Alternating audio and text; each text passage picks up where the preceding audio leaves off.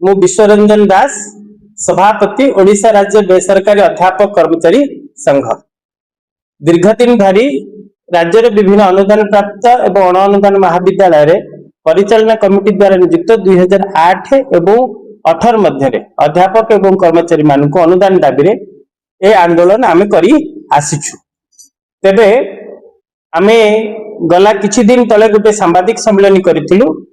माननीय मुख्यमंत्री निर्देश रे अशोक त्रिपाठी अध्यक्षतार जो उच्चस्तरीय कमिटी होता 2008 रु 18 अनुदान पाई से रिपोर्ट मुख्यमंत्री को प्रदान कर सारी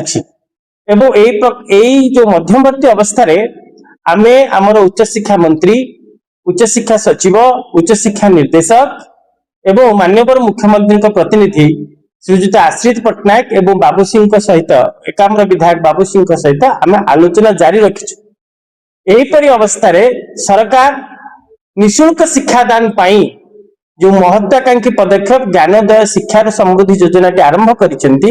एहा फलरे राज्यर प्राय 1500 बेसरकारी अनुदान प्राप्त एवं अण अनुदान महाविद्यालय रे गोटे कोकुआ भय सृष्टि होईछि ए मैनेजमेंट एम्प्लॉय मानक ठारे। कथा हैला पिलांकर एडमिशन पैसा रे सिंह भाग ए मैनेजमेंट एम्प्लॉय माने नियंती बा आमे माने नौ। सरकार आमको ए पर्यंत कोनोसी दरमा देई नाहंती। कॉलेज रु आमे 3000 5000 दरमा नै आम गुजरात मेंटौथिलु। आशा थिला, आशा अछि मध्य जे सरकार आमको अनुदान प्रदान करिवे। तेणु ए प्रकार परिस्थिति रे वर्तमान जरूरी होई पड़िछि 2008 रु 18 अनुदान ए कथा आमे सरकार को चेतई दबाकू चाहू। कारण वर्तमान पिलांग ठारू पैसा नियागला नहीं। कॉलेज वर्तमान असमर्थ टंकाटे देबाकू। गुड़िए कॉलेज रे प्रिंसिपल माने कहलेनी जे आपण माने चाकरी छाड़ी दियंतु। गुड़िए कॉलेज रे प्रिंसिपल कहउचंती दरमा देई परिबु नहीं। गुड़िए कॉलेज रे प्रिंसिपल कहउचंती पैसा आसिले दबु।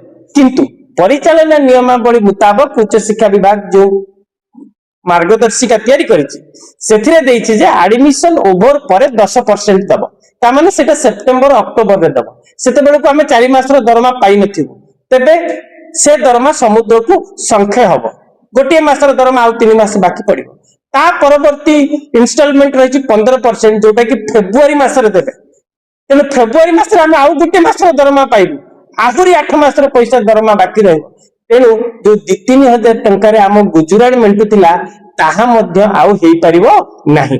ए परिस्थिति रे ए कथा को माननीय मुख्यमंत्री को पाखरे पहुंचेबा पाई आमे सोमवार एवं मंगलवार 20 तारीख एवं 21 तारीख दिन 30 जिलार जिलापाल जरिया रे आमे दाबी पत्र मुख्यमंत्री को प्रदान करिबो।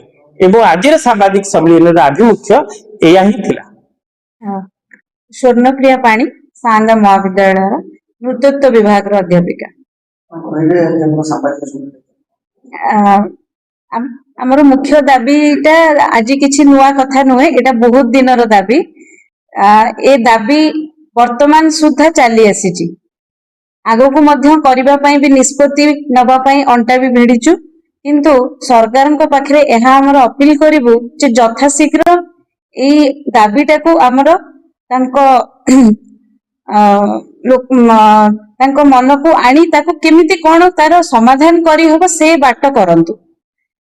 आजिर कथा एटा किछि कहि होबनी। वर्तमान जो एसओपी बाहरी गला परे विभिन्न कॉलेज गुडी करे गोटे कोकुआ भय जारी रहिछि।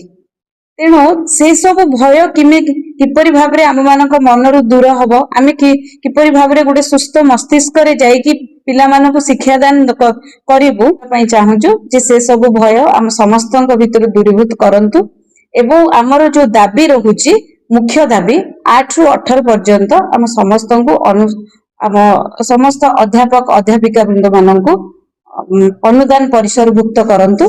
एहा ही आमर मुख्य दाबी रहिबो। रूपाली पट्टनायक रघुनाथ डिग्री कॉलेज देउली इतिहास विभाग अध्यापिका। दाबी आमर बहुत पुराना, बहुत दिन दीर्घ 5 वर्ष धरिकी आम आंदोलन कलुणु।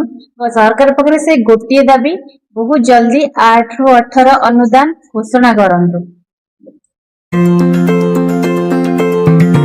अल्प परिश्रम रे अधिक आय देउछि सौमेन अग्रवती। सुलभ मूल्य रे मेसिन नियंतु आउ घरे बसी निजे स्वावलंबी हेबा सहित अन्य को रोजगार दियंतु। Soumen Agrawati, flat number A88, Saidnagar, Bhubaneswar.